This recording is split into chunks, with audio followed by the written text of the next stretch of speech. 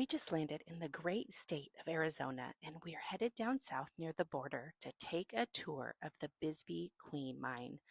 This mine lies just beneath the charming city of Bisbee. It's tucked into the hillside. Here we are, pulling in. Let's take a look at all of these artifacts.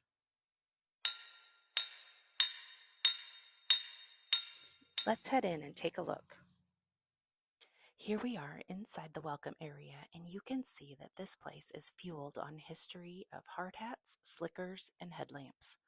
Once you check in and get your metal numbered tag to wear, which was the safety system they used to make sure all were accounted for going in and out of the mines, here we go. Time to get ready for our tour. Safety first with high-vis vests. Can't go without the hard hats, and definitely need our battery-powered lights.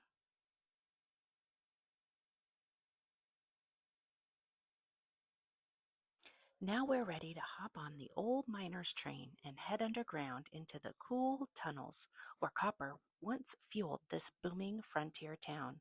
Here we go as we take a trip back in time to see what it was really like in these old tunnels.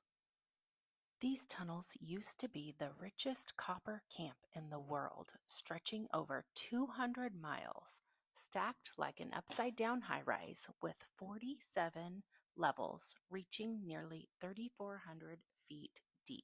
At its peak, Bisbee employed thousands of men, up to 9,000 at a time, who lived, breathed, and risked everything to work down in these tunnels.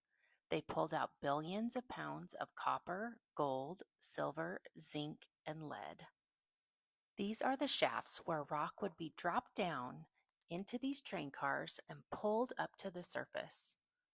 All the wood used to stabilize the tunnels were made with soft wood since it was more pliable and able to handle the ebbs and flows of the earth.